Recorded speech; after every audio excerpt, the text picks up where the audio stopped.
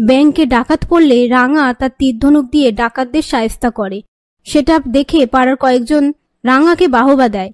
ওদিকে সভ্য আর ময়না ঠিক করে নেয় যে তারা পাড়ার বৈশাখী অনুষ্ঠানে পার্টিসিপেট করবে। তখনই সাত্তকী এসে ময়নাকে পার্টিসিপেট করতে বারণ করে। সেই মুহূর্তে পাঞ্চালী ফোনে জানতে পারে যে ব্যাংকে ডাকাতি হয়েছে। এই কথাটা সবার সামনে বললে পাশ থেকে বৃন্দা বলে, টাকাটা তুলতে পেরেছে তো? এ কথা শুনে পাঞ্চালীর খটকা লাগে। ওদিকে অঙ্কুর নিশাকে একজনের সাথে কথা বলতে দেখে ভিডিও করে। সেই সময় পাঞ্চালী অঙ্কুরকে ফোন করে ডাকাতির কথা বললে এই কথা শুনে অঙ্কুর চমকে যায়। এদিকে রাঙা বাড়ি ফিরে এলে প্রমীলা আর নবারুণ রাঙার প্রশংসা করে আর বলে, আমাদের পাড়ায় তো কয়েকজন বলেছে ওরা বৈশাখী অনুষ্ঠানে রাঙাকে সম্বর্ধনা দেবে। পাশ থেকে রাঙা বলে, এসব কথা এখন থাক, বৈশাখী অনুষ্ঠান কিভাবে আয়োজন করা হবে সেই সমস্ত কিছু নিয়ে আলোচনা কর।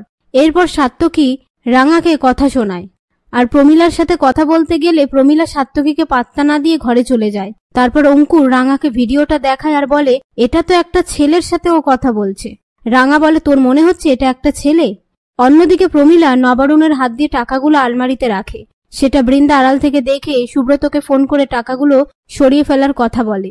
রাত্রিবেলা বৈশাখী অনুষ্ঠানের মিটিংয়ে পাড়ার সবাই রাঙাকে সম্বর্ধনা দেওয়ার কথা বলে। পাশ থেকে বৃন্দা প্রমীলাকে বলে, আমাদের দেরি হয়ে যাচ্ছে, এবার মিটিং এর কথা শুরু করা যাক।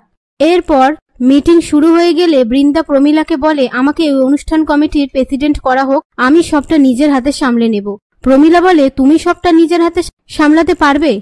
ভেবে দেখো। তখনই পাড়ার সবাই বৃন্দাকে প্রেসিডেন্ট করার জন্য রাজি হয়ে গেলে প্রমীলা বলে, ঠিক আছে, কিন্তু তোমার দলে পাঞ্চালী আর রাঙাও থাকবে। এসব কথার মধ্যে প্রমীলা বলে, আমি একটা কথা বলতে চাই, জানি সবাই একটু অবাক হয়ে যাবে, এ বছরের অনুষ্ঠানে আমি আর কৃষ্ণা একটা নাচ করব।